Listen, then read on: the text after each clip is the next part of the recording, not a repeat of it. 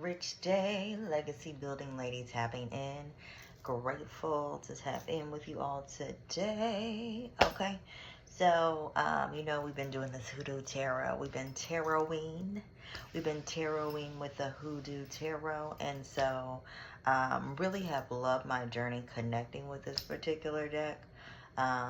It very much so I feel connects me with my own culture in a way that I didn't imagine that it would. I knew it was going to be good because I wouldn't even, got the deck, but it's coming out even better. So I'm so grateful to the ancestors and all that good stuff. So, okay, but check it. So the card today, guess who it is? It is the ancestors, okay? The ancestors. And I do personally feel that they speak to me a lot through this particular deck, okay?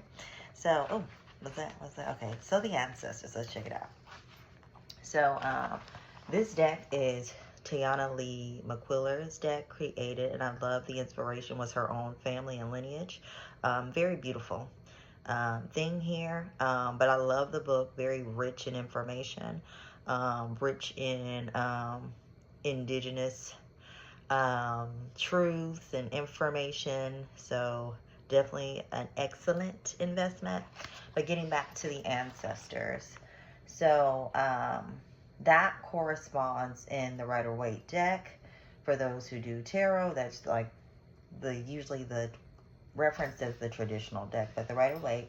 So the ancestors card in Miss Tiana Lee McQuiller's HooDoo Tarot deck corresponds with the death card. So for her breakdown in her book, the eye that mocketh at his father and despiseth, if I can say it, despiseth, whew, Lord, to obey his mother, the ravens of the valley shall pick it out, and the young eagles shall eat it. This is Proverbs 30 and 17.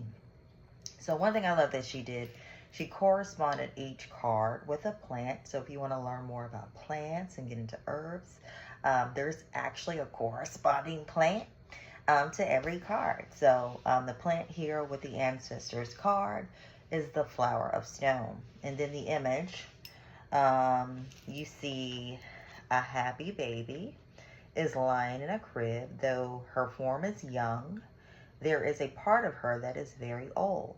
The half of her face that is skeletal reflects this external connection with the ancestors. So we have a connection with our ancestors. And ancestor veneration is one of the least discussed but most ubiquitous features of human life since time immemorial. I can't, child. Immemorial.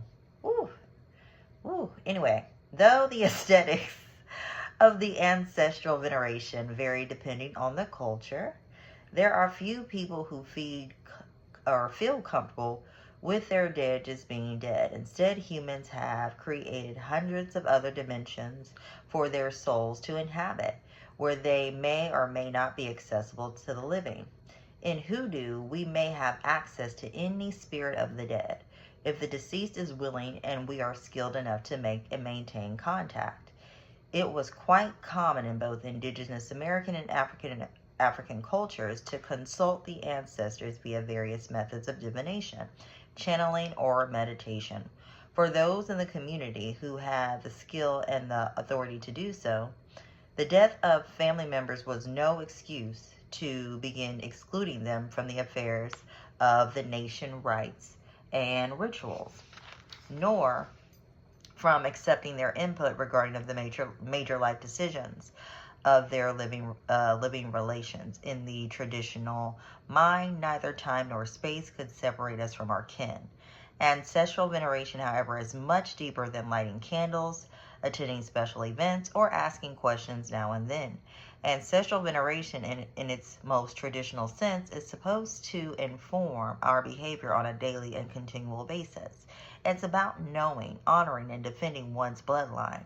It's about personifying the most esteemed values of your foremothers and forefathers, and doing one's best to add on positively to your family's legacy. Absolutely. It's about reflecting on and identifying how our parents and grandparents' actions affected our lives and considering how decisions could affect our great-grandchildren tomorrow. So, meaning when you see this card, that death is not a subject most Westerners or Western educated people like to discuss.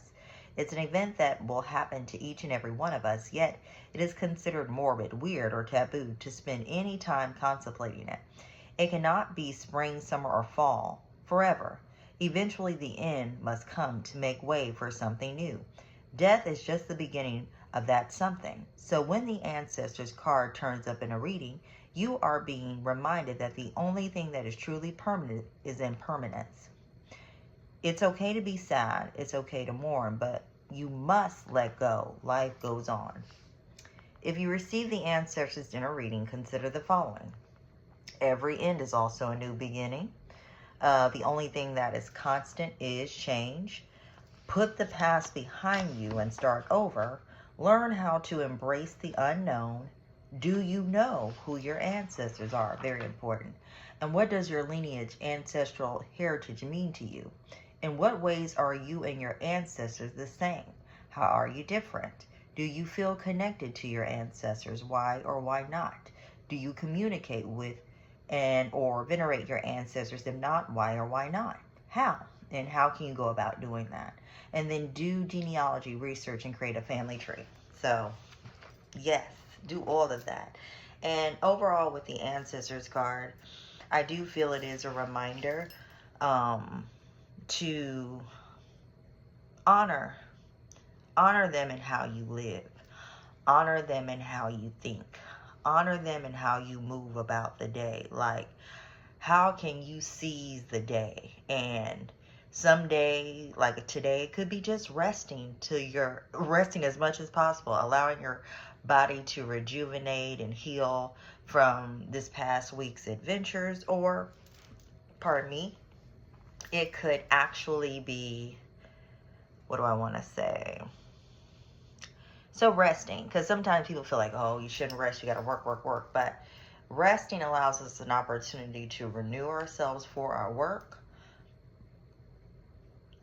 And just doing whatever your heart leads you to do. That's what I would recommend based upon that card pull today. Now, if you're seeking a subconscious consult or regression or past life regression, you can reach out to me here. I am a subconscious specialist. Or you can actually reach out to me for a tarot or energy consult work, because I do that as well. So until the next video, wishing you an amazing, amazing Sunday, and cycle ahead. Peace.